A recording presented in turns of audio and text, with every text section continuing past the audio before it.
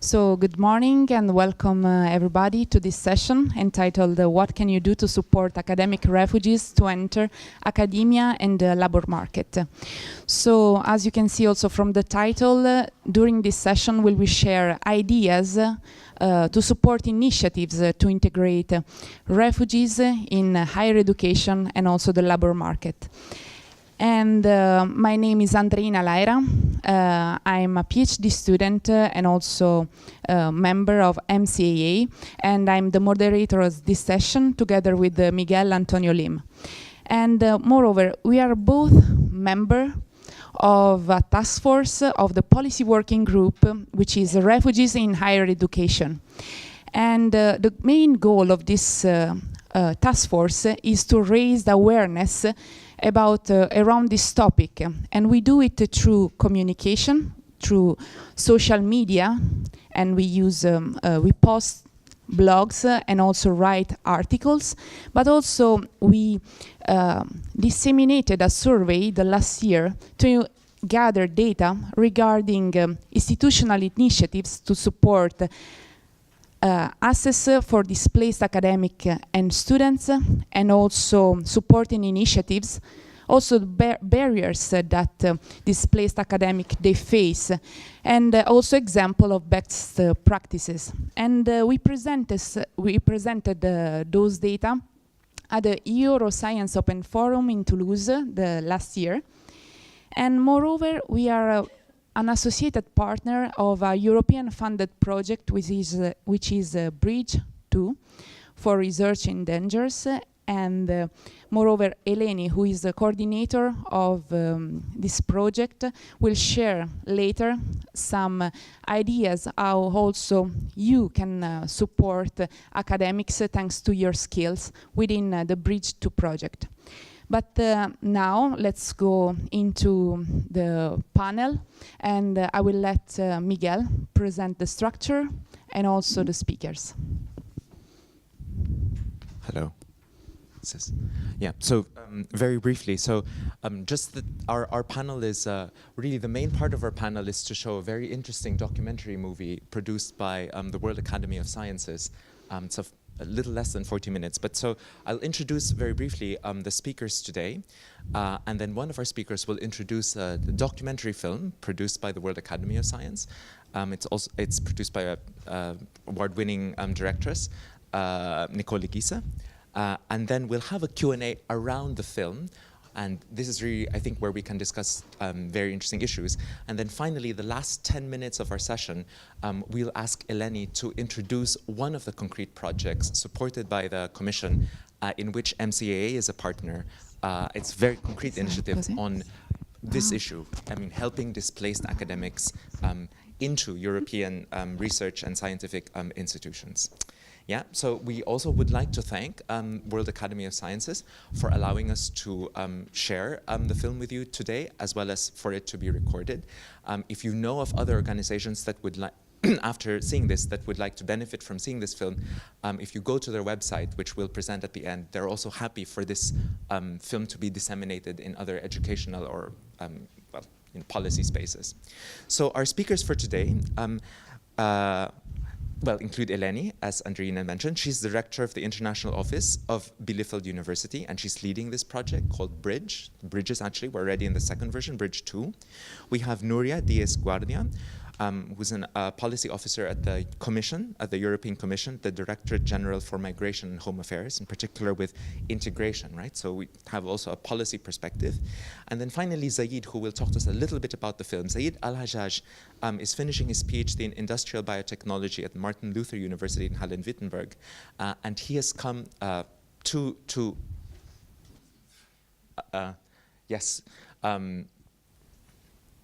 He came to Germany to do his PhD from Iraq. So Zaid, please tell us a little bit about the movie before we show it.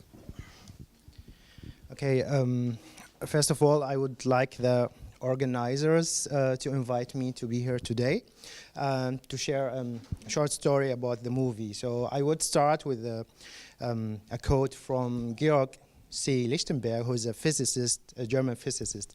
And he said once that it's strange that only extraordinary men can make discoveries that we later discover that it's very easy and simple. So science is simple, but science needs things to happen. And science needs passion, as you, all of you are. I suggest that you are scientists here. And in addition to passion, it needs also good conditions to happen. So refugees are also, some of them are scientists, and they don't have a possibility to make their science. The film itself was produced to make the awareness about refugees who are scientists from background and want to, they come to here to Europe, but then they don't have the chance to go further with their work because they are, let's say, thought that they are ignorant people and they cannot do anything. And in the first time that I also contacted Nicole, the director of the movie, I think from the first 5 minutes of our discussion, we decided to go further with the movie. So because she was looking for people to participate in the movie, and now I'm happy with the film because it was already, I think, showed all over the world. So starting in Science World Forum in Jordan, in Amman in 2016, and then after that it was shown in Japan, through the world, to the USA, and only in Germany, as I know, it was shown in different 5 universities. So last time I was in Karlsruhe, KIT Institute, and the movie was also shown for public. So trying to tell the people the story of those refugees. So yeah, that's from my side. Thank you. Yeah. Thank you. And now I will start the movie. And eventually would invite you to sit in front so you can watch, and then later. One of the things I failed to mention is Zaid is one of the scientists actually who feature in the documentary, which is why Zaid is here to join us today. Okay. So I will go with the movie.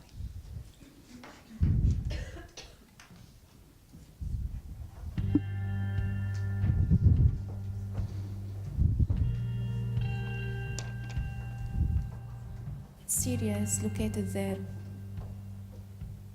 It's behind these mountains. It's a few kilometers between you and your country.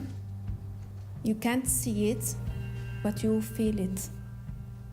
But you cannot go there.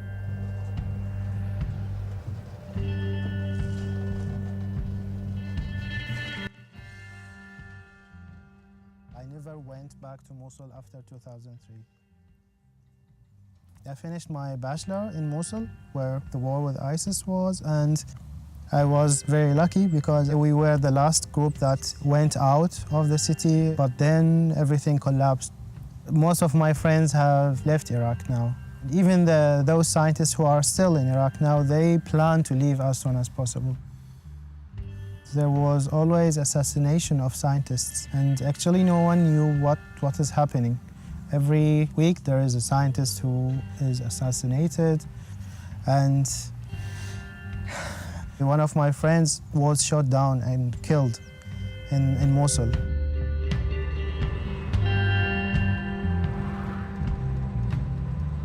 I'm from Yemen, from a governorate called Diez. Because of the war, everything is stopped. Our faculty has changed to the place of army. If you say something, you will find yourself in a very bad situation. You cannot express about your feeling, so you will find yourself very weak. You know, we are like an academic people, so if we talk, you will be disappeared. In my faculty, few people, they are disappeared. We don't know anything about them. So because of that, I decided just to go outside.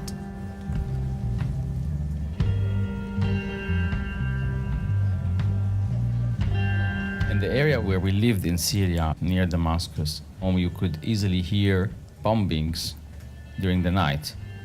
We were all figures at that time, numbers. Regardless of your position, whether you are a professor or you are a simple employee in a factory. Whenever you cross a checkpoint, you have to say something good about the regime to show that you are loyal.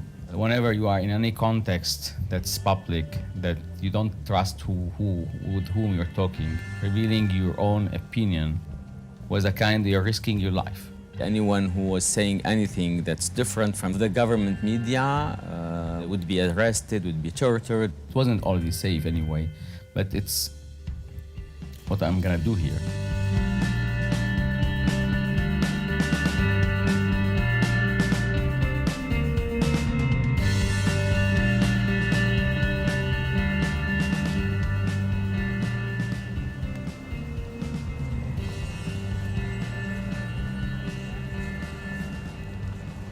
About 30 to 40% of the scholars we rescue are in the sciences or the medical professions. It's a higher number than we thought, but it's partly because the scientists are the most respected people in a community, and a terrorist organization or a particular political party of a repressive government says if we can intimidate the scholar, the leading mathematician, the leading chemist, the leading biologist, we can silence a whole community. And the same with rescuing a medical professor. If we can intimidate that professor, if we can assassinate that professor, then the clinic they run closes, and thousands of people who depend on the clinic for help are also denied this help. So scientists become targets much more often than you would normally expect.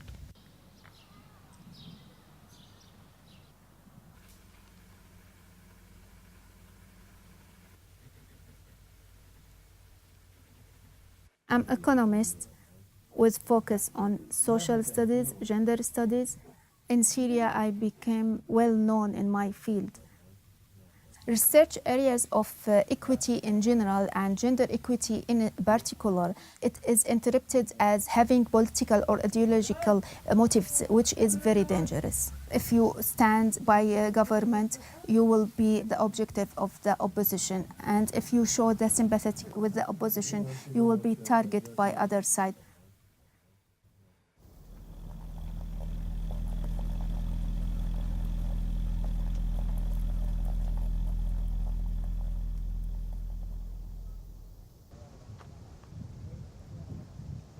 Since the violent conflict in my country, my concern has been researching ways of enhancing the livelihood and food security of Syrian refugees out of Syria, and for Syrian who are internal displaced people inside Syria. What I heard about Syrian refugees in Lebanon, actually, it breaks my heart.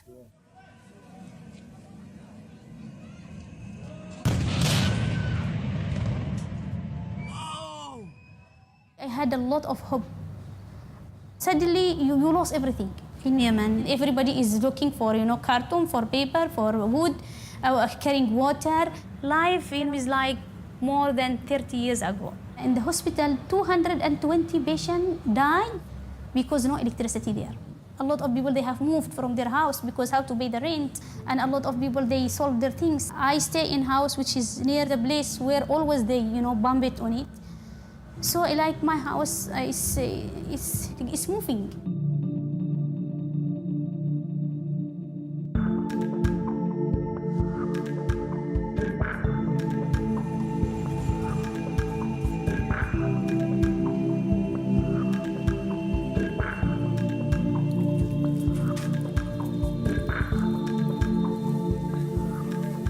My city in Iraq is a small city in southeastern of Iraq. It's called Maysan. My pharmacy was located in the neighborhood. Nearly I knew everyone. I knew their stories, what everyone has, which disease he has. So once I was with my father, just passing by people, and everyone was saying, "Hello, doctor, how are you?" And 3, 4, 5 people, and in the end my father said, "I'm very proud of you. You know everyone here, and everyone knows you."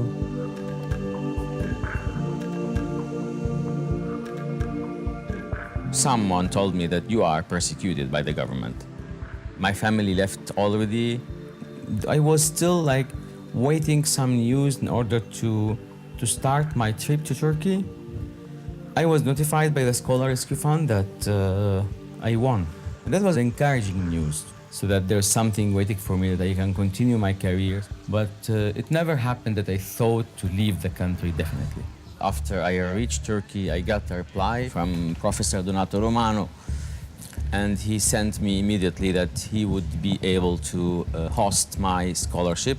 The moment in which I reached Italy, I wouldn't say it was a relief, but it was like happiness in a way, that I was back to this country that I loved. I was hoping that this is a short-term academic experience, but after a while, we started realizing that this is not the case. I remember that I got a call from a common friend asking us, is there any chance that we can give a hand to Ahmed? He was forced to secure a possibility of being out of the country for his own family. What I did is to try to offer him an opportunity for the transition period soon after he fled, and then, you know, he was good enough to find a new position. Finding the money in order to have somebody for 1 year appointment at an Italian university is not that easy. The worst thing was the bureaucratical burden in order to let him get in. The IIE Scholar Rescue Fund encourages and accepts applications from any scholar anywhere in the world in any discipline that's threatened by any individual or combination of factors. And we only really ask two questions. Are you a scholar? So you have to be associated with a university or research institute. And what is your threat?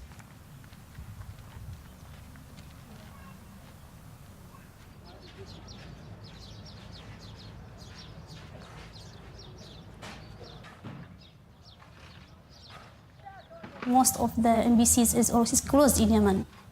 I'm here in Sudan with my husband, waiting for my visa interview in German embassy in Khartoum. I'm going to the University of Würzburg. It's a very good chance for me to be there. We are waiting for 2 months, and I think the time is closed now for the visa appointment, which will be next week, inshallah.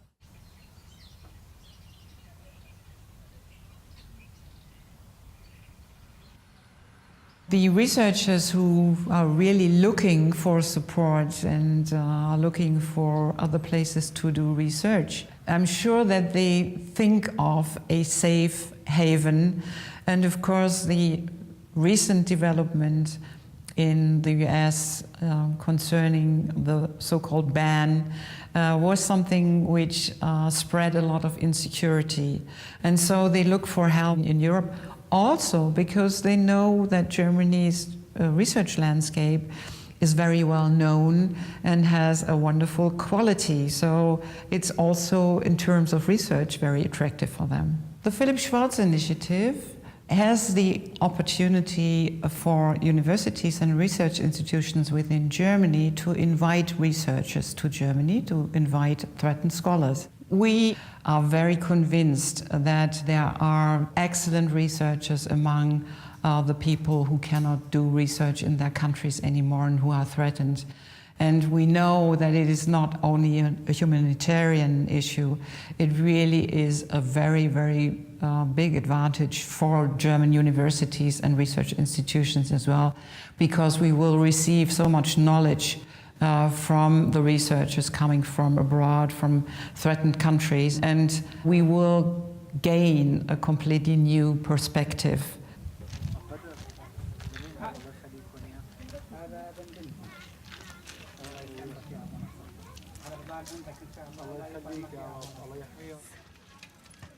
I came to the camps just to have a look, and I have been told many stories about the corruption and the obstacles, the miserable situation they suffered.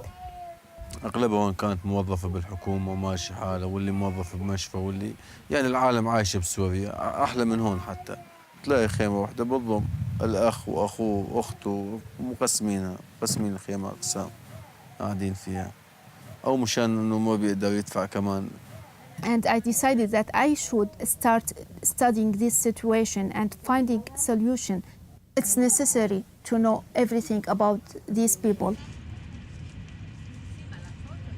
I am an agricultural economist. That has been always my profession for more than 15 years. I started studying in 2002. Due to, let's say, good performance, I was selected to join the National Agricultural Policy Center. Steinturm-Varieté, ältestes Varieté Deutschlands. Zentraler Umsteigepunkt. I'm doing my PhD here in Martin Luther Universität Halle-Wittenberg in the city of Halle since 2 years now. I have a DAAD scholarship now, provided by the German exchange service for young scientists.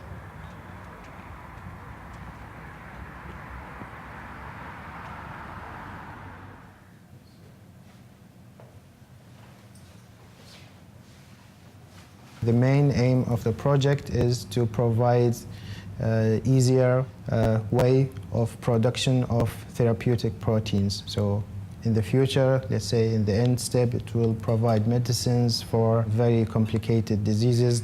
Now there is medicine for these diseases, but it's expensive. And our aim in the end is to produce cheaper medicines for these diseases. Zaid is working on a project where we try to use enzymes, proteins for a special so-called post-translational modification, which is necessary for the most modern types of proteins and drugs. In this OST reaction, we have nearly 90% experimental work to do during the working day, and this is of course a challenge. The experimental knowledge is something which each and every student, including Zaid, has had to learn. If you have never had a lab course in your home country, you never need to calculate amounts of a salt and to put it in a certain solution. It's very simple. But if you have never been doing that before, you have to learn new things to be able to do real science. Zaid is meanwhile one among many students, so I think we have 10 to 15% of international students at the Martin Luther University. It's not only science, we also spend 8 to 10 hours a day with people from all around the world, and it's important to have that exchange too. I asked him once about that, so why did you accepted me here?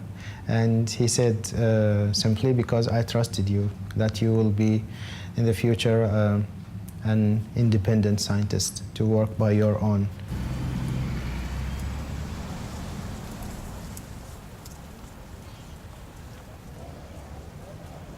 Higher education is a very international business these days. Certainly here in the UK, all the big universities have a lot of students from outside the UK, either from other parts of the EU or more widely, a lot of students from Asia. And many of the faculty members themselves will come from other countries, will not be from the UK. There is the sense that higher education essentially is a global community, and people understand in the universities here that the people that we're helping are actually people just like them, people who started an academic career, with the same ideas, the same dreams, the same hopes, but for them it's gone horribly wrong because of a conflict or because of some other situation. And so they automatically feel a certain sympathy and want to help. So essentially CARA is the facilitator, if you like, between, on the one hand, the people who are trying to escape and the institutions who, once they find out about it, want to help.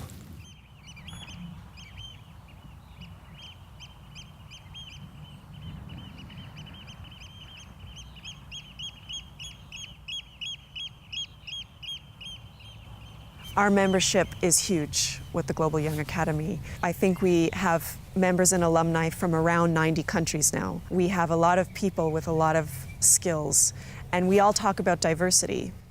And so one of the things that I think would help to make the Global Young Academy more diverse is if we start to pay a little bit more attention to the people who aren't in their country right now because they don't have a choice.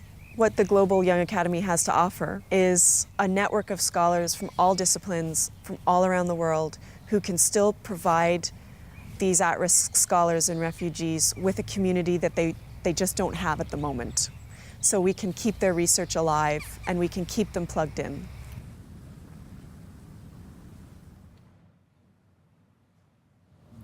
I'm working with these 2 plants now, and I have collected the plant from Yemen, and I brought with me almost 3 kg from each plant, and I get the permission from Germany to enter with this plant. Actually, those plants are used by Yemenis as a traditional medicine, and I have done some work on them, and I found a very good result.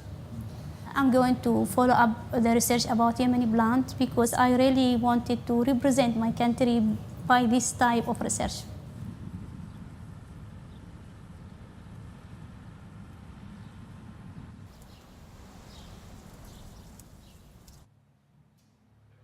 The work of Saja is very important to ICADA because it will draw this baseline and it will give us detailed information about Syrian refugees. How can we classify them in terms of their experiences?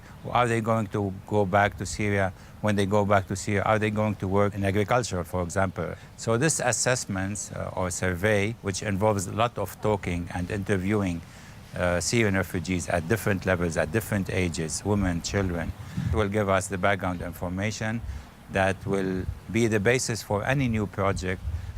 ICADA is now investing the opportunities to look for new projects that could help the Syrian refugees in terms of building their capacities and also at the same time help the hosting communities or the Lebanese farmers in order to improve both of their situations.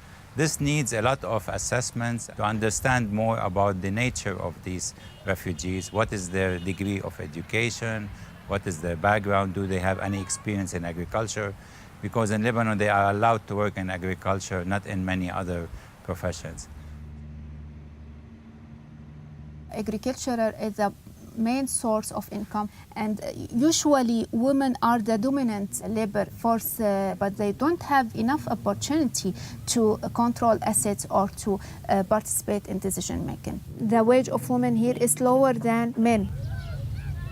And you can imagine these girls go to work in the field with tough boss or tough landowner, tough treatment. Even they don't have the right to take break. They work the whole day to get $6 per day.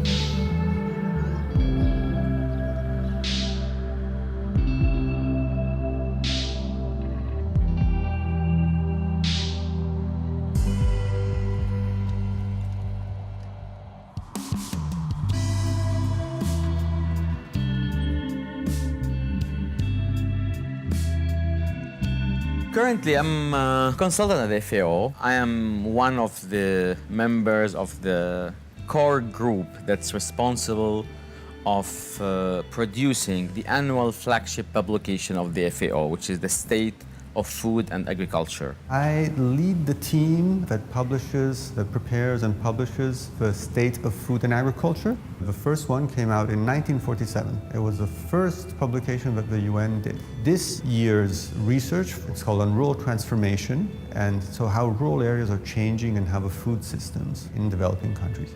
Ahmad joined in November of 2016, so he has experience in agriculture and economics, based on his work when he was in Syria.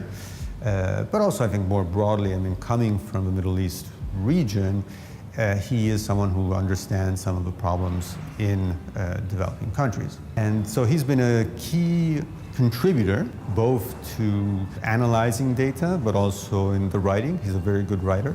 Doing that report, we used pretty much the concept of the territorial approach in development. Very technically, it means that we should go beyond sectoral policies, and we should focus on territories. What are the characteristics of each territory, and try to reconcile the sectoral policies of different sectors. So we put together people from agriculture, from irrigation, from tourism, and together with the local people so that they can plan together the development of their territory.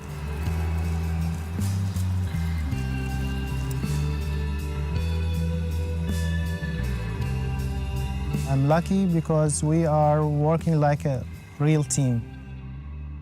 In Iraq, I think in my specialty, it would be very difficult to perform such research because the research system is not well developed as here in Europe. I could not benefit of my previous knowledge. What I was doing is paperwork, basic things that we need in a lab. It's not available.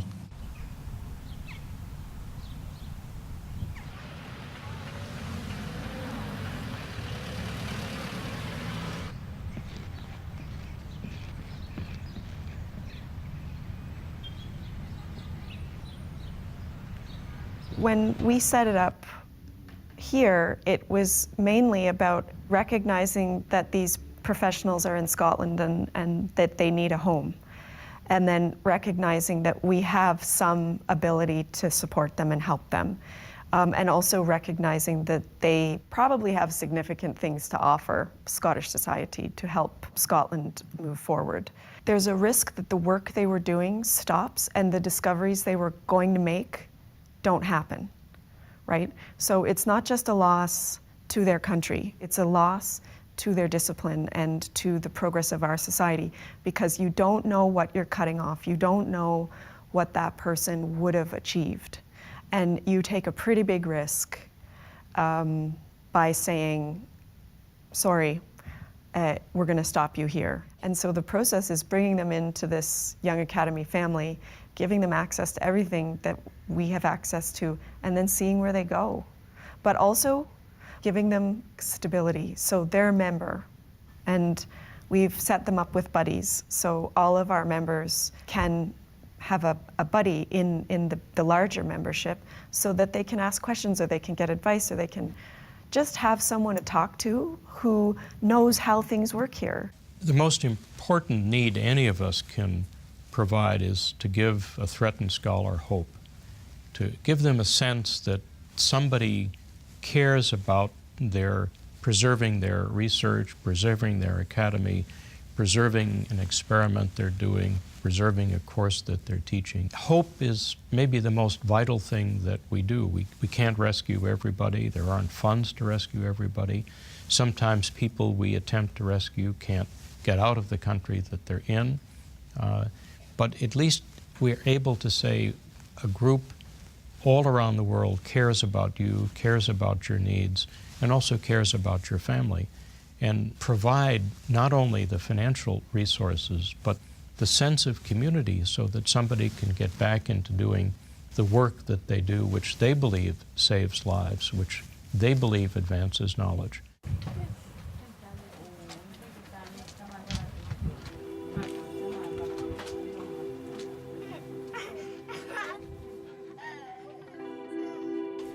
You know, these children now, their families have no enough time to take care of these children. They have no rights to educate. They can't go to school. I'm worried about their future. This generation, new generations, will be quite bump. And the consequences will be for the old people in the camps and in the host community.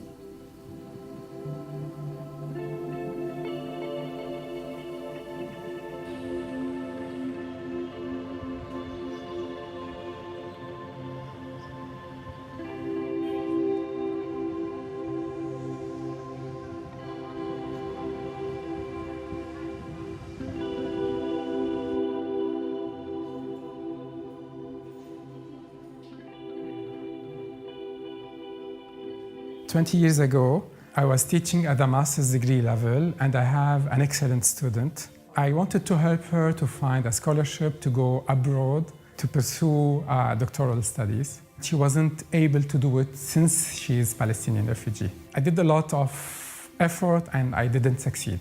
At this specific moment, I felt there is a lot of injustice in this world, and how can I do in order to find solutions for these cases? 4 years ago, we thought at Laser that someone has to do something about higher education for these refugees. And we started our scholarships for Syrian refugees in Lebanon. This last academic year, 2016-2017, we had 500 enrolled Syrian refugees at various Lebanese universities. By now, we have like 150 graduates, Syrian students, living and residing in Lebanon. We're not only delivering, we're not only paying tuition fees. We have scholarships programs, we have capacity building programs for students, we have capacity building program for university professors. What we think is, even for the host community, is essential to help these young people to go out of the struggle and to shift from the receiving end to the giving end. Every day we can see examples of success stories of Syrian refugees that with the help of organizations like Laser, did it. They enrolled at a university, they have a degree, and was able to find a job. We will be facing very soon generations of unprepared, uneducated people. Probably what is behind all of this is the lack of hope. If you are a Syrian refugee and you're in Lebanon for several years, you don't see what education can offer you. And who's gonna reconstruct Syria? Who's gonna re-educate the next generations? We should act and deal with this crisis for the long term. And we should invest more and more in the education, in the integration, and in the social cohesion.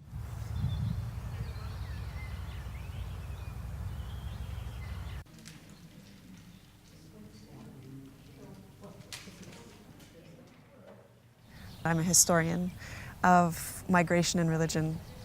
A big part of my research at the moment is looking at Highlanders from the north of Scotland and the relationship that they had with plantation slavery in the Caribbean. I see a lot of similarities in the way people are perceived. So the refugees that I've looked at in the 19th century, the same kind of words are being used to describe the refugees today. They're not flattering at all.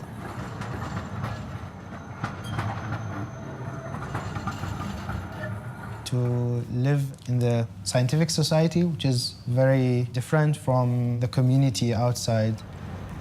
Scientific society, it's well accepting the foreigner, but when you compare it with the community, sometimes you need to advertise yourself. So when they know that you are productive and doing something good for the country, then the people will accept you directly.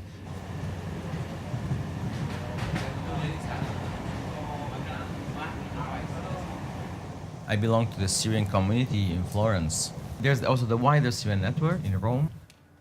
We share most of our views, not just about what's happening, but what's gonna happen, what should happen. Democracy, decentralization, separation of power, an active civil society. Very few people didn't change from 2011 until now.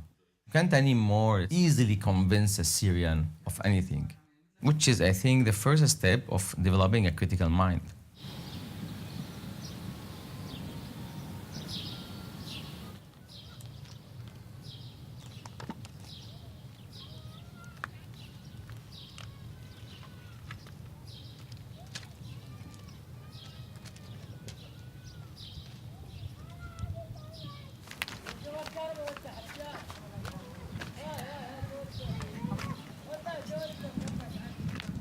More than 98%, they told me as soon as their towns or their villages became safe, they will go back to Syria.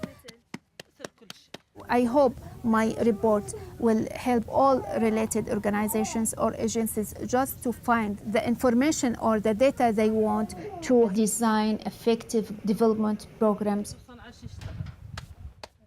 I want to do something. I want to tell people the truth of Syrian refugees and their suffers here. Even for me, I'm a scientist and I'm suffering because I'm Syrian.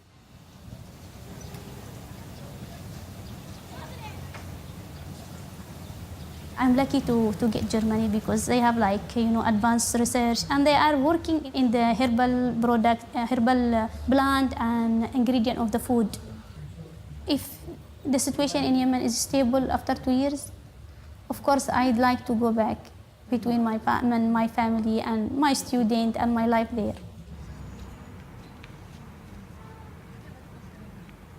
There's growing evidence that these cities and towns are able to provide more inclusive growth patterns for the rural population. What creates development?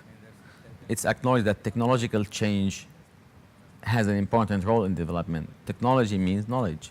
An important element in supporting education and science and knowledge, attainment of knowledge, is that the institutions of education and science, universities, are well integrated at the international level. Part of the Syrians who are in Europe would return.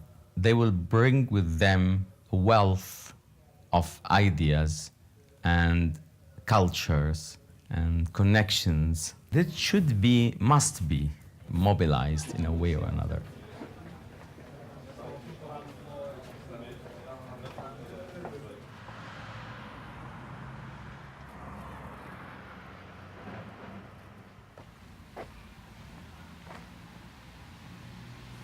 My dream as a scientist is not different from others. We all share the same dream, always to continue with our research, to finish the tasks that we have, and to convert the science that we did to real life. So to produce things that can help people. To build bridges is one of the big hope of the researchers. To build bridges is also a big hope of Germany and the German research institutions, because we are deeply convinced that the internationalization of the German research landscape, also including countries who are under threat at the moment, is a very important issue, not only for science in Germany and for research, but also for the German society. We constantly need to remind people that sometimes the life you save by rescuing a scholar will save everybody's life. Someday someone will cure cancer, and maybe it will have been a rescued scholar. During the Nazi period, we rescued scholars from Germany. One of them invented the MRI that everyone depends on today, won a Nobel Prize for it. So sometimes the life you save is yours and your family's and everybody else's.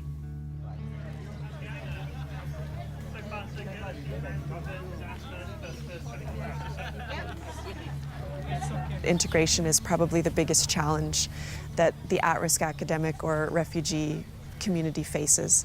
And so what could we do to think about that using our research expertise? One of the things that we kind of zeroed in on is this idea of individual responsibility, because people can say, oh, it's the state's problem, the government has to do it. It's like, yes, the government has responsibilities, but so do we. Sometimes you feel powerless. You see these things on the news. From you, it's very far away. But when it starts to come closer, you have two choices. You can either try to do something, or you can say it's not my problem. It's a drop in the bucket, and there are a lot of other really highly skilled people that we can't reach, and I just worry about what happens to them.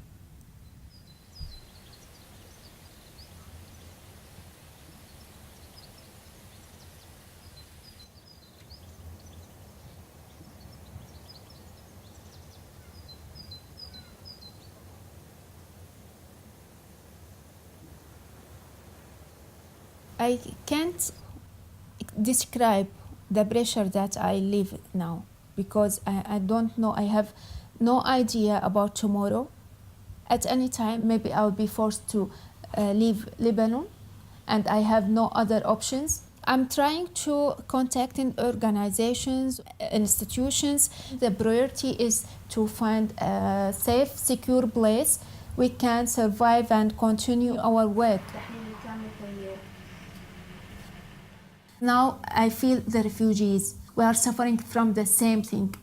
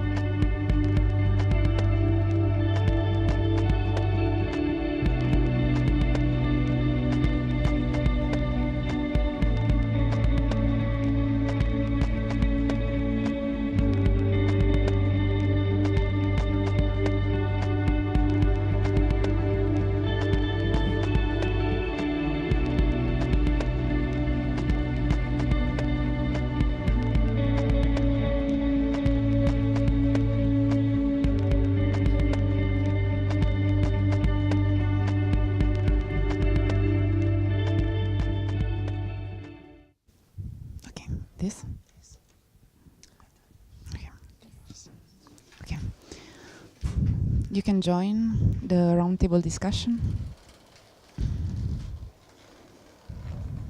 Okay. Yeah. So maybe quickly to get the discussion started. Yeah.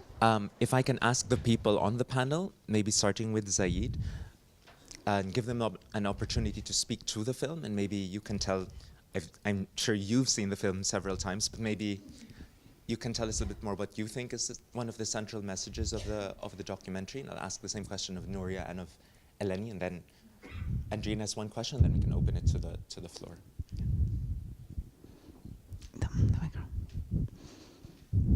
Thank you.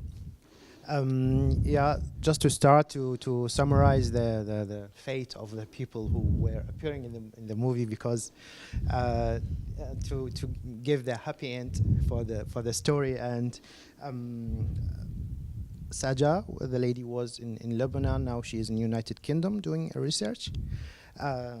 Guardia, the lady from Yemen, she is now in Germany in Würzburg University, and I'm still in Halle. And Ahmed is also now in Egypt in the regional FAO office for North Africa. Going back to the movie, I think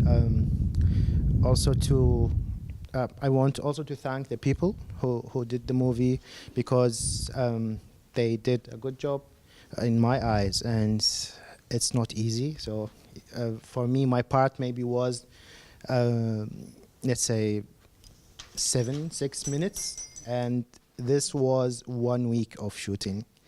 So every day we were working for 6 hours maybe, and then it was only 7 minutes. So it's never too much for making movies. The message of the movie, I think, as I said from the beginning, the aim is to raise awareness about the scientists, let's say, from immigration background, and I think trying to raise this to another level, because as I think was said yesterday in the opening ceremony, it was like to affect the politicians, we need to affect the citizens, and because the politicians will change their policies based on what they think that the citizens want to. So yeah, that's my part. Thank you. So thanks a lot for having invited me and for taking me out of my office to be here with you today and watching this movie. I'm very grateful for the organizers. I was trying to write down the things I find most important, and I have so many, so I will choose just a few about this movie. The first one is to say that it's also very good, because when this woman from Syria said, I'm an economist and I work on gender issues, I'm also an economist, I also work on gender issues. It's always good to feel this connection with people that you are so much alike than different. The second one is when there was this discussion about this Palestinian refugee who was very talented but couldn't get to do the PhD, and the point with visas. And I think it's very important to understand that there are a lot of people involved. So you may have all the good dossier, the case to send somebody to study, but then you'll have a visa officer, somebody who will make the decision to give a visa. You'll have then, when people arrive, what permit? Do you get a permit? Do you not get a permit? Also, when you start the road to inclusion, if you meet an officer from public employment, they will all have their own ideas and often not be very well informed about the situation of refugees. So I think it's very important that everybody to exchange this information, to raise the awareness to a level that is very deep, that goes really, really deep, because many things have to go work so that the situation improves. Then I wanted to say also, there was some ideas said in the movie that is a bit what we try to support in the European Commission where I work.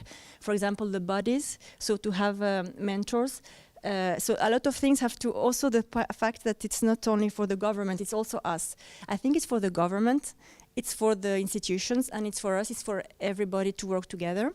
And this, and it's not only about to give the possibilities for the access to education, so that's already a very big job, but then to support the people so that they can succeed and progress. So it's a long, I'm rambling too much, but in a sense, the more you talk about it, the more you understand all the depth of it, that you need to overcome many obstacles. But I think what I find most positive is that when we succeed this, we have made better policies, we have made a better university system, and we have made more people reach their potential. So in a sense, it's a lot of hard work, but I think the impact is really positive. So yeah, perhaps I will stop here. I could go on, but yeah. Hello. Eleni Andrianopulu from Bielefeld University. As I'm a university representative working with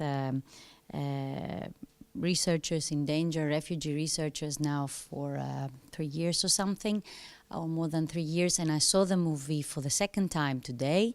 So the first time I saw it in May last year in Bielefeld, where I hosted the first screening in Germany. And in the first time I saw it, I thought, wow, this is a really good movie to start discussing, to open discussions, to start to talk about the issue, even if you're not involved, even if you're involved. So to bring everybody to a level where we can start discussing about it. The second time I saw it today, I was more focused on some details that I discovered by the second screening, so to say, about how many different organizations and how many different stakeholders were presented, because now I'm even more in work in the field, so I thought, yeah, it is still so complicated. It is still so much work to be done, and what I also found this time striking, which first time because I was the host, I didn't pay so much attention. I don't know, were the children. I have to say this was this time this was too much for me, yeah. I think that our responsibility, which is transmitted by the movie, is to help the next generations, to don't lose generations. So the movie is an opener, it is a hope, but it is also a warning for me. Yes. You had some questions as well for the panel, maybe the second round.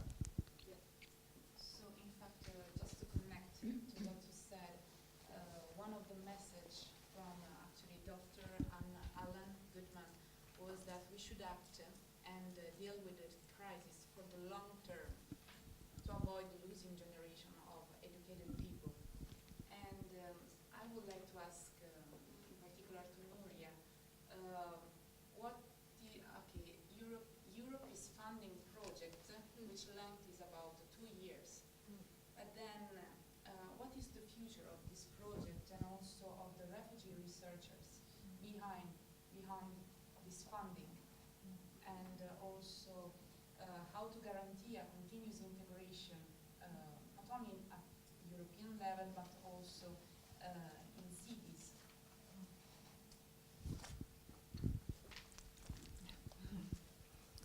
It's yeah, I think I don't have the answer, but I can say that 2 years is very short, and it seems very inadequate. Also, in light of the effort to build the proposals and to get the work starting, and how can we think that in 2 years we will have reached the potential? I think nobody can say it. It's very rare, I think. I don't have the figures, but I think it's very rare that you've reached the potential in such a short time. I think we are we can do much better at this. We're not very good at this, I find, in the European Commission. I think we also have lots of different sources of funding. So it's good and bad. It's good because there are many pots of money. So there is a research money. We also have a fund for integration and inclusion, where we also fund projects in universities, in fact, but they are small scale. We have many different sources of funding, and that's very complex for those who want to apply. And so that we can improve.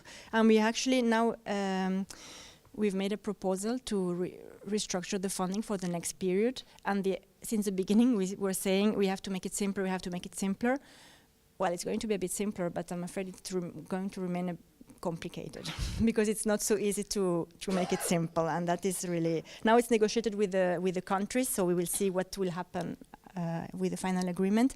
I think we also can do much better at learning from the projects ourselves and to connecting the projects in between themselves so that they can also have synergies and make a better impact. And that is a bit to make the criticism. And one of the reasons why now I speak less about the research projects, I speak more about the project we fund for inclusion. The idea is to fund some innovative ideas in the beginning, but the idea is also that we can show that this is merits to be scaled up, continued, and that then other sources of funding come in. So, for example, we have the case of some countries like Sweden or Finland, but they are very wealthy countries, so it's not a perfect example. However, they use the EU money for innovative proposals. For example, Finland has used it to have a welcoming house for all immigrants, refugees, a hub where they can go there and all the services are there. And this has been funded with EU money, but now Finland is sustaining it. The project finished, but they are sustaining it and they are continuing it. So that is a bit also the idea, but I think it's not entirely fair. But also we can do much better, that's for sure. Yeah. And Zaid, from your point of view, what is your idea to strengthen integration policy? As I said, maybe for me here to mention one example. So when I was in Karlsruhe for the last time for the showing the film, I met there a Syrian scientist, and it was very interesting story for me because he was living in sport hall at Karlsruhe University for several weeks, and he was very talented scientist and living as refugee as normal person. And he was told by one of the people who are trying to help that you are living now in the university with your family, and the laboratory who is doing the same research you was doing in Syria is just 20 meters away from you. And you can go there and ask if you can have a chance. And he went and found a professor who accepted him, and then he started to work in the university. So for me, I think it's important to have this, but based on systematic manner. So not to depend on individual efforts, but to make it systematic, and the policies people are here, I think. Yeah, thank you. Okay, and I would like, Eleni is actually representing here the role of higher education institution, higher education community, and I would like to ask, I have two questions. So why do you think this kind of support is needed now more than ever? And also in the society, also news. Okay, we knew also one of the message is that scientists who arrive in Europe or wherever, they bring new knowledge in society. However, we can see also from the news that there are xenophobic feelings that are rising. And what is the role of education to fight such fears? Yeah, thank you for the question, Andreina. Well, you actually in the question have already the answer. From the one side, we have people knocking on our doors. So me, myself, I have 70 different requests. If you have 70 people in need, researchers from all over the place, from the Middle East, from Latin America, from Africa, coming to you and wanting to continue their work as an academic society and as a higher educational system, you are somehow obliged to support them. But it is a complicated issue.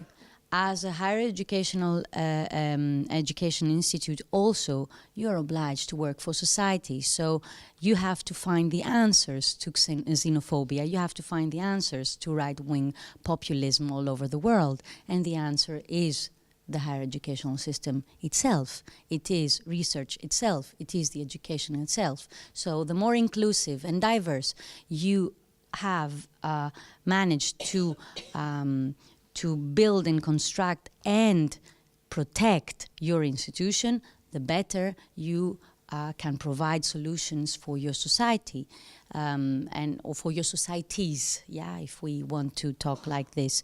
So it is not about gaining innovational advantage only. This is one part. This might be in a policy paper. This might be in whatever values mission of a university. That yes, diverse academic society and a diverse institution has more innovative potential. This is true, but it is not the bigger reason behind it. The bigger reason is to protect your institution. And right now, academia is actually in several countries under threat, also in Europe, not only outside of it. So the better we learn how to work with this, the better protected we have our institutions for the future and the next generations again. Yeah.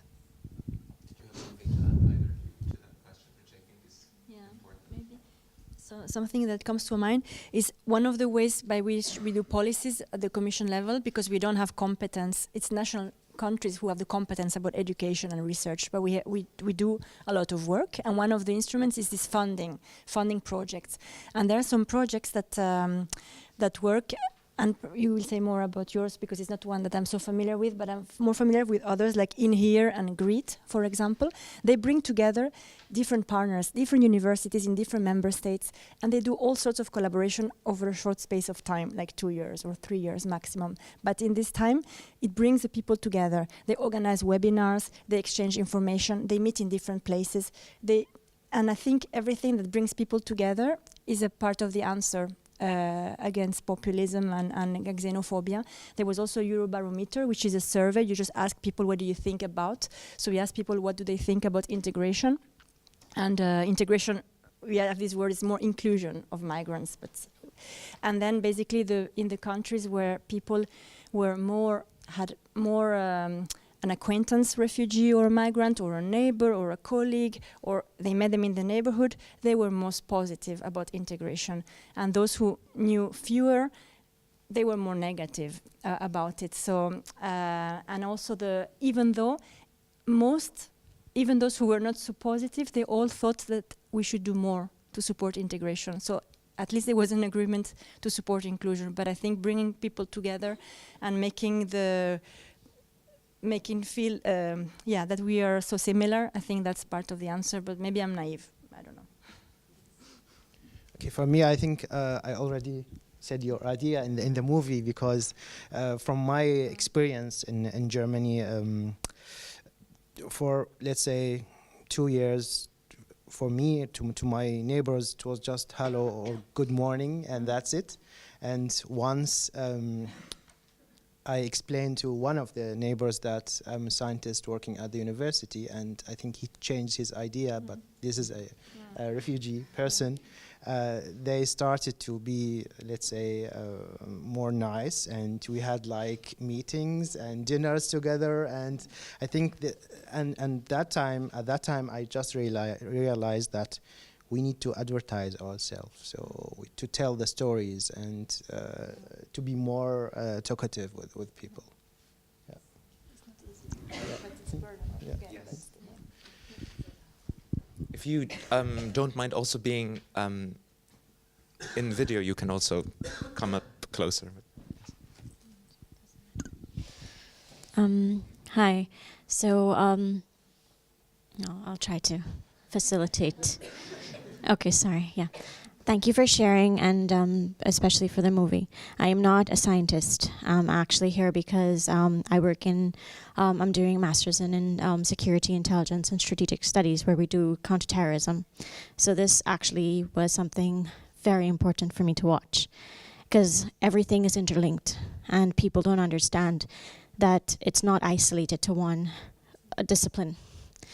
When I watch this, and it's two-sided for me because I'm from the Caribbean. She mentioned that from the Caribbean there was the same type of language from slavery, indentureship. So my forefathers experienced that type of xenophobia.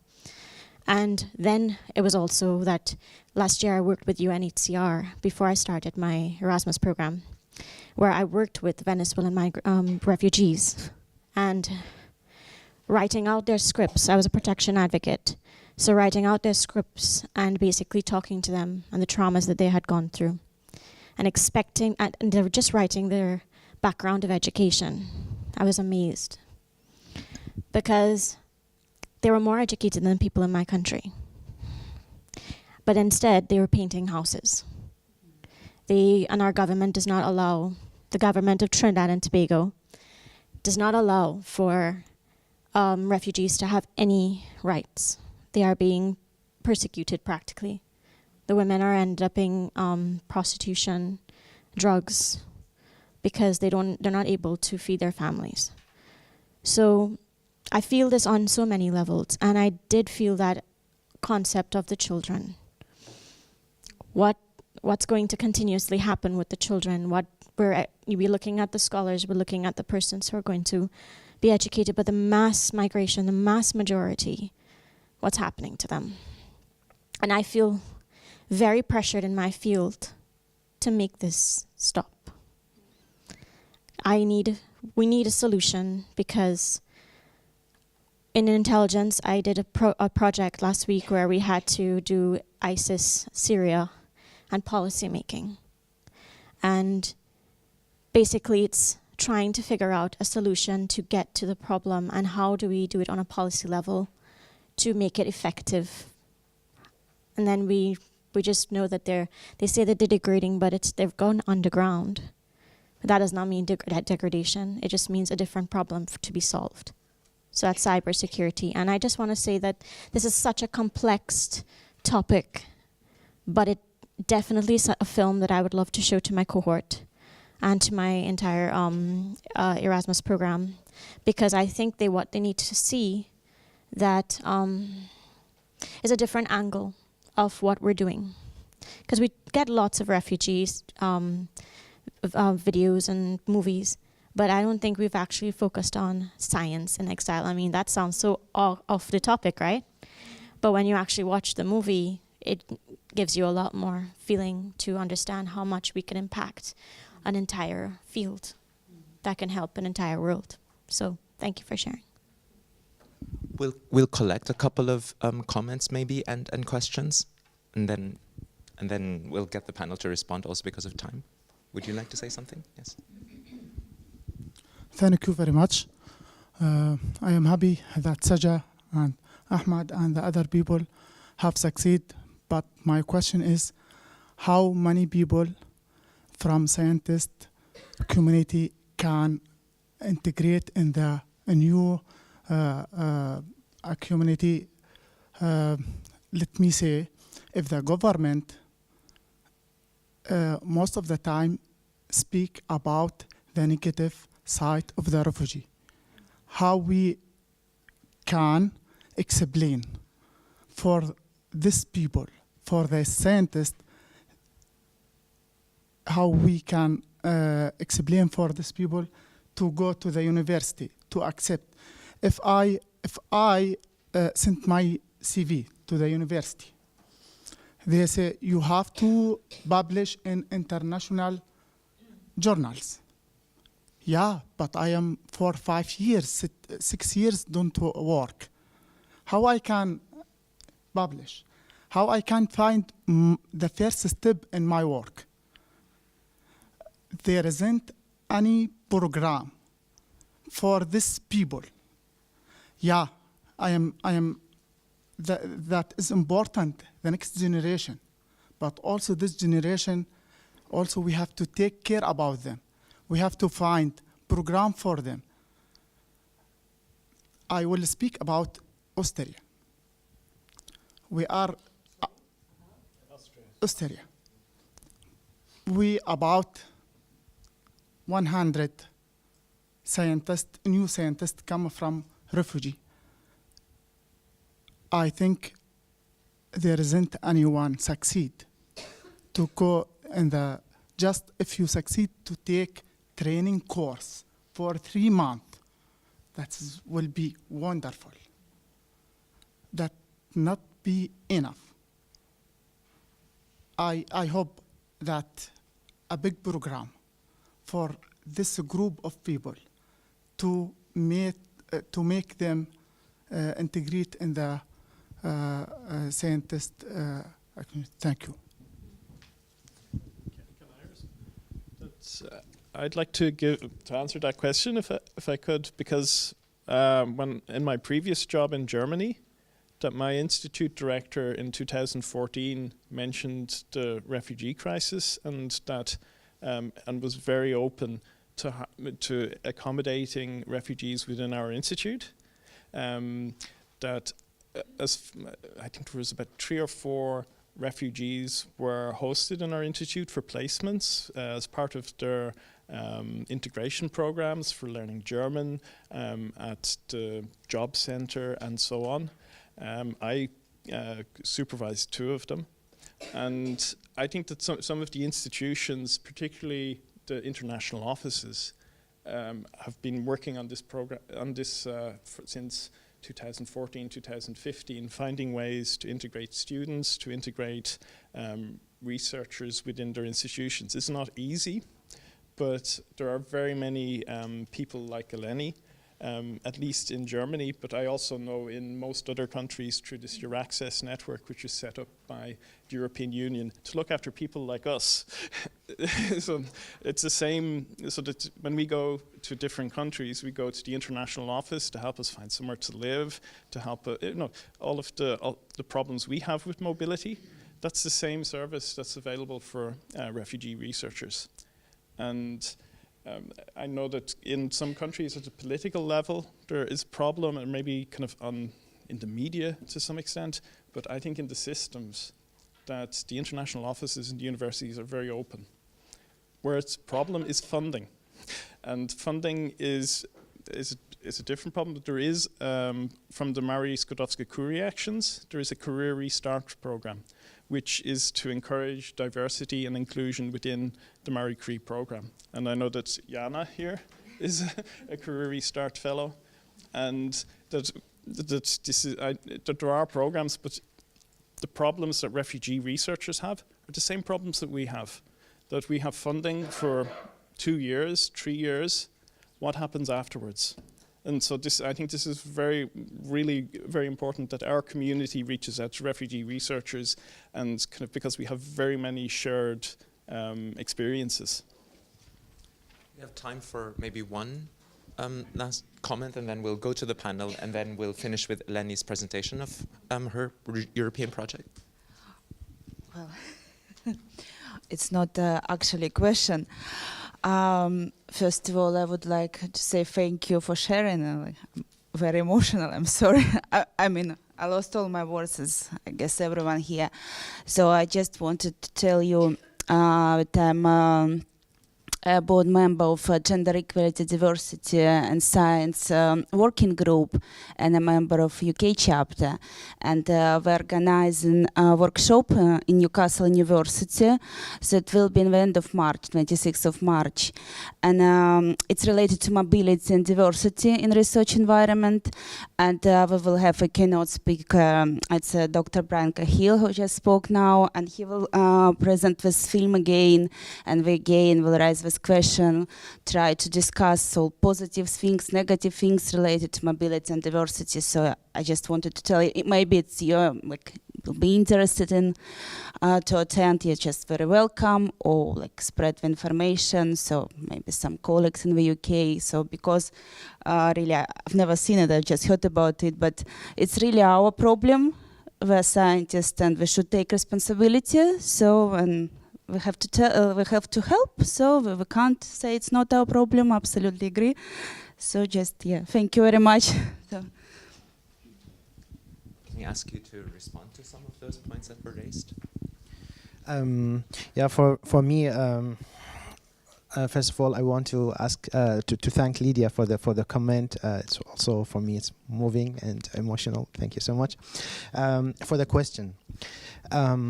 I think this is one point to be discussed to get like a based policy for the whole European Union, because till now we still have different regulations, different acts from different European countries. So for example, from my experience in Germany, for me, I never faced problems because I had my master in Germany. So I started master and went back to Iraq, and then I came back for the PhD. So let's say I was in Germany for the PhD as a German student in the end, because I started there from the beginning. But the system there for integrating people, I think, in my eyes, it's very well developed. So one success story was also my wife. She was also in the movie, and in Iraq she was working as a she is a school teacher, so so primary school teacher. And when she came to Germany, she said, okay, for me there is no chance, because even for the German teachers, when they graduate, they need to do different accreditation tests for different federal governments, because in Germany it's based on the federal states. And for her, she said, okay, I'm not sitting at house anymore. I want to integrate myself into this in the society, and I want to do something beneficial. And she needed 2 years, but in the end, she learned German language, and she succeeded in all the tests. And then she did practical work for nearly 1 year. And then when she finished, she had the certificate to work as a teacher. And I think since beginning of 2018, now she works as a teacher in kindergarten, and she's happy with that.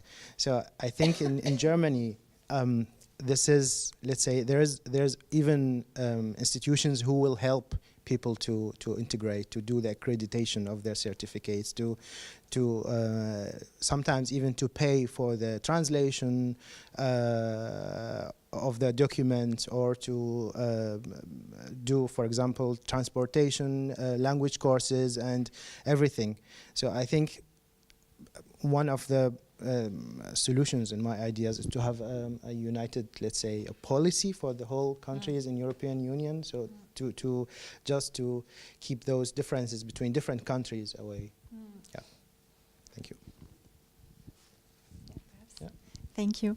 So I will thank you all for the comments and the questions. I'll try to address as many as I can, but otherwise you can come to me later if I haven't said something. But I really agree with everything that everybody has said. Also about the stereotypes, that they are very rife, and that we like to think that a lot of people say refugees exactly are not educated. And of course some are not educated, but some are very, very highly educated. So it's just to not see them as a block or as a group, but as people. I think there's a lot of dehumanization going around. We say flows of, like if people were water. No, all these flows and inflows. I'm always struck by the word. Why do we speak about people as if they were water? It's I don't understand the analogy. And then also about you work on counterterrorism and radicalization. In fact, in my team, I am the contact person with the team working on radicalization, and I spend most of my time telling them that it has nothing to do with inclusion, because I don't want that then people think, oh, refugees, they are likely to be victims of radicalization. And I'm like, no, but lots of EU nationals are radicalized. So I'm spending my days trying to separate and say that it has nothing to do, but I share what you were saying. What you say about EU policies. So on integration or inclusion of refugees and migrants, we do not have the competence. So we cannot, there is no competence in the treaty. So but we cannot adopt legislation.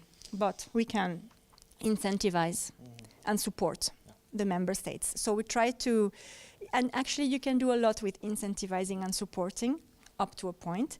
Sometimes I think that actually you can do more by supporting, you can achieve more than by obliging. If then you pass a law, but then the law is not in practice implemented, perhaps, with all the respect for legislation, I have to say that still there is a lot you can do with incentivizing and supporting.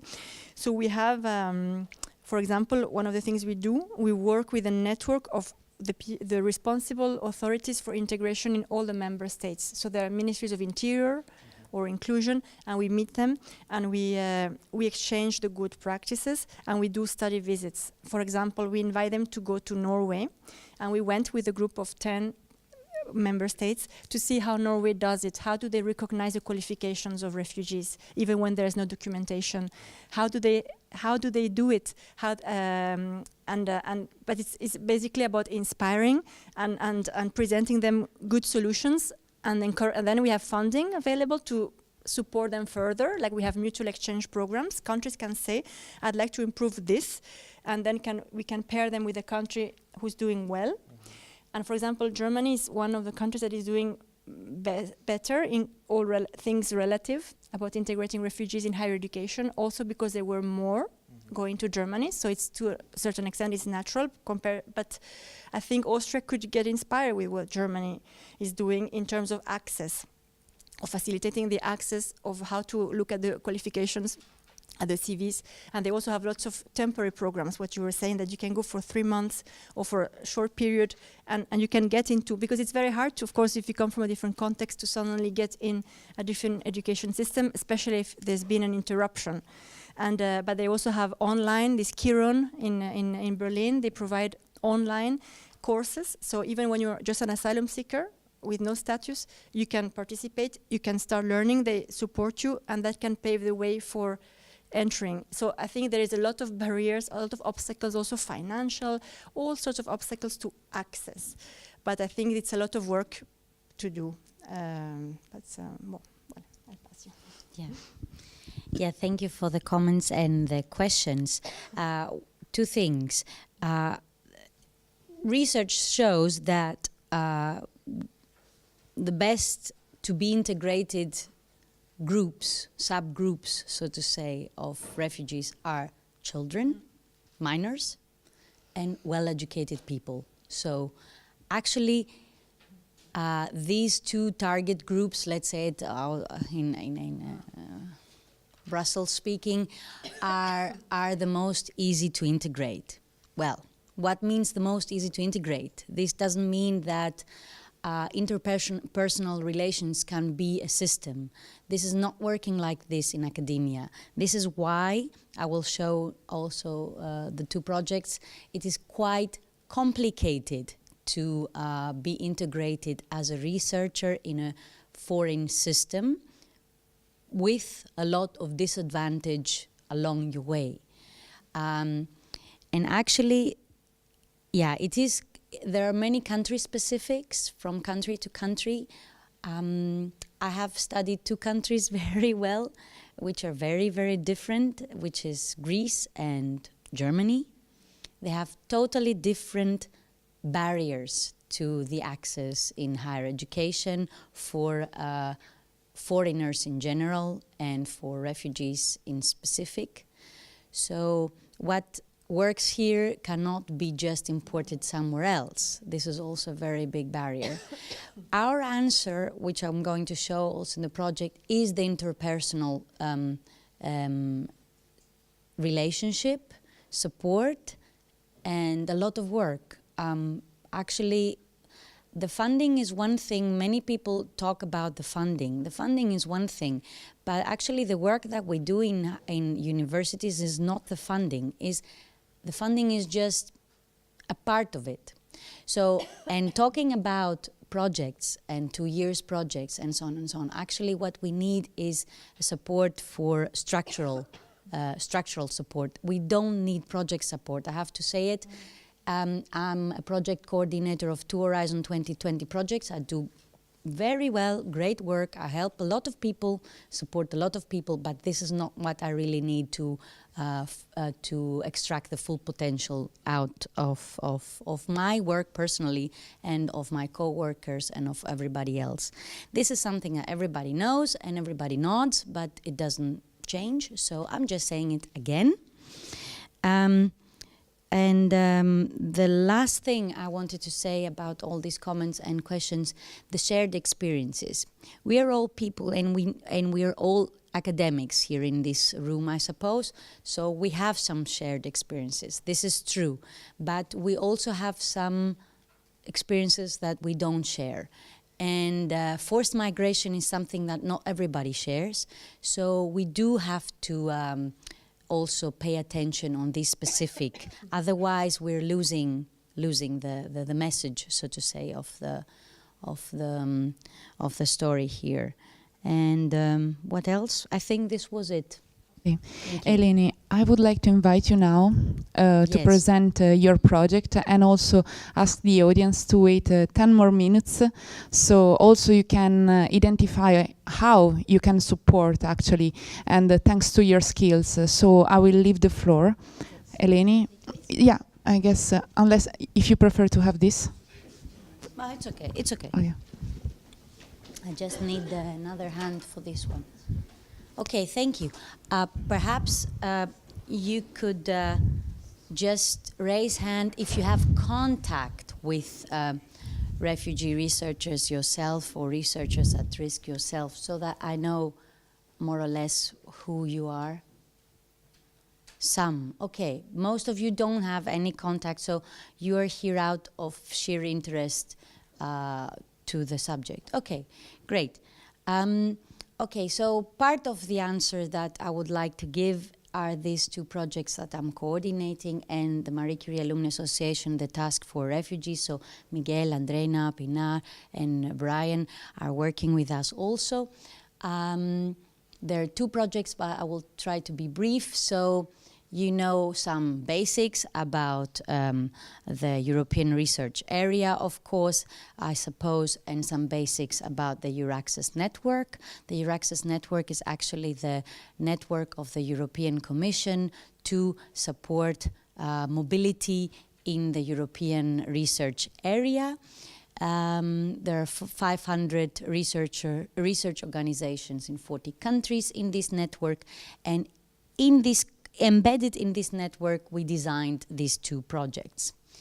You can find everything about the Euraccess Network on the homepage of the Euraccess Network, with a lot of different parts of it. Also a part called Science for Refugees, where you can where you can upload CVs, where you can search for mentors, where you can search for jobs, and so on and so on. And career development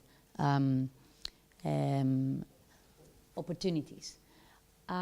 When we started the project, we tried to design the project along the needs of the refugee researchers. So sorry for the small here, but these are the sources. You can see them later on, I think, in the presentation.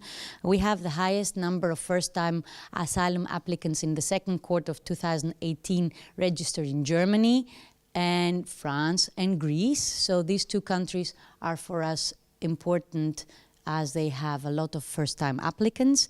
Actually, Germany has 25% and Greece 12% of all first-time applicants, asylum applicants.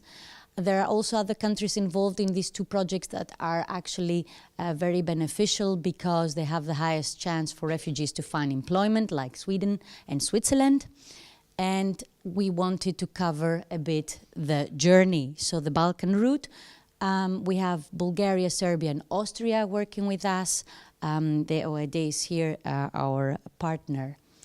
And we have also a partner outside of the European Union, Turkey, because of the mainly because of the EU-Turkey deal in March 2016, which put Turkey in the biggest in the country with the biggest refugee population worldwide, outside of the country, so to say, not the internal displacement, but outside of the country. It is Turkey with 3.5 million refugees right now. Okay, this is the deal. You know, it has been a lot criticized, the deal itself, and also Turkey itself, as it is not a very stable, stable country right now. So the first project that we have, a 2-year project, we are almost in the middle. We have 7 participants. As I told you, you can find them here. And in the second project, where we work more closely with the Marie Curie Alumni Association, we started in December. So in both projects, the target group of the applicants, so to say, and we have reached about 100 people already, so 100 refugee researchers in the projects, is a priority given to refugee researchers with asylum status, or waiting for the status, or applied for asylum, who have a higher educational degree, and master's students and higher. Especially, we tailor our trainings and so on, we tailor them more for postdocs, but it is very country-specific how the population is distributed. So in Greece, for example, it's a very low rate of people with a doctoral degree, and in Germany it is 13%, so of the refugee population. So you have some country specifics here. In the bridge step 2, we also try to target more people that have already an affiliation with higher educational system or a research institution or a research institution, because we have trainings more for people to integrate long-term or middle-term, long-term to the labor market. And we also target mentors and lectors. So any interested academic representative in any field of science to work with us, any NGO representative to work with us, and administrators. And administrators like myself are very important. If they don't work, then it's quite difficult to achieve anything. Anyway, but you know, university has a lot of little pieces. They have all to work together. So in the next months, you will have, I think, the presentations anyway, but our next event, so to say, it is a network meeting in March in Athens. It is an open invitation. And then we have trainings. The trainings are not open for everybody, as I said, there has to be some eligibility. So the next one is on Lesbos, where the hotspot is, where the camp is, or 2 camps actually, in March. And we have a webinar in April. I don't remember the date today, sorry. I had to check it again. And then we are in Ankara, so having a training there for refugees, and then back in Bielefeld in June and July. So we have several things in the next months where you can participate. You especially, you can participate in the network meetings, and the trainings are all in the next months for refugee researchers themselves. They're interesting for you, for example. And yeah. So the mentoring, why it is so important, and I said it also before in my question, it is because it is the personal relation, and because academia works like this. So we try to match, we match researcher to researcher, and we support the relations between them. So we do this with several measures and tools, and until the end of the project, we for sure will know much more about it, and we also support peer and non-peer mentoring. So the idea at the beginning of the project was to have the possibility to work in a trans-border team. So that's why we designed all these people together and all these organizations together, and they work from case to case together. This was absolutely impossible out of data protection reasons. So we changed this, and we have, so to say, the idea that the mentoring has to be in a network. So that's why Marie Curie Alumni Association is so important for us, and we're so happy to work with you because you are a network. So the mentoring network means that we don't only need the person in the international office of, I don't know, Edinburgh University, but we also need the academic mentor of this person. We also need the Marie Curie, an alumnus or alumna who has more time. We need perhaps an emeritus who has more time. We need perhaps also somebody outside of the academia, in industry, because this is perhaps the way that the person is going to take after 1 or 2 years of orientation, and so on and so on. So we need a lot of people around one person, so to make this person to have the full information about the system and understand fully, or as approximately fully, their potential and their path.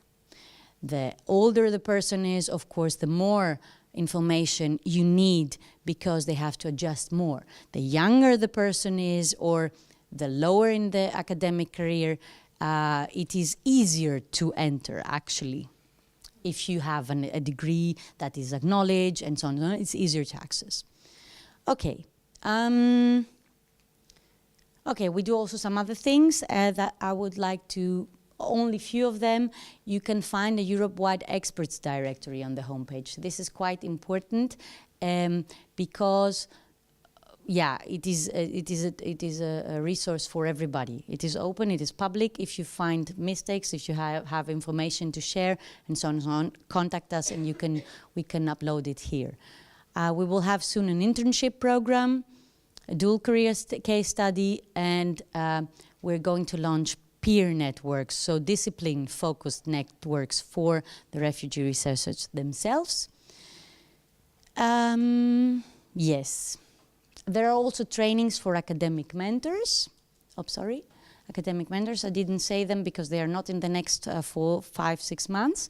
They're later, but there are also trainings for academic mentors that do work with refugee researchers or would like to. We would see how much interest there is on this. Okay, and yeah, well, yourselves, you can just involve by becoming mentors of refugee researchers, by opening your institutions, opening your labs, opening your ears, and giving advice. Okay, I think that's it. Thank you so much. I think we should thank everyone on the panel, and maybe for those who have questions that they want to ask Eleni, maybe we can take one question for Eleni. Okay, then maybe maybe a short question, and then afterwards, well, let's thank our panel first. Thank you. Thank you so much. Yes, and for those who need to be in lunch meetings, thank you very much.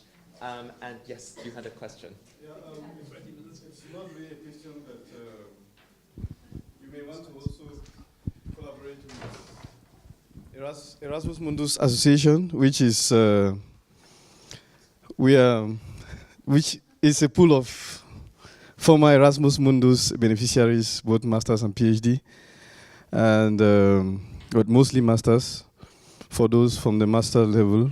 So you could also have a pool of mentors from there, or we could collaborate in various aspects. So I'm just reaching out to you that you also have a pool of hundreds of thousands of people who could support in one way or the other, who themselves are, some of them are refugees, and could help others, some from Syria, some from various other places. So you could reach out to EMA, and we are willing to collaborate.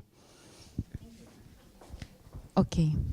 So maybe we can close the session. I would like just to remind you two important links for the World Academy of Science and also Bridge, if you are interested.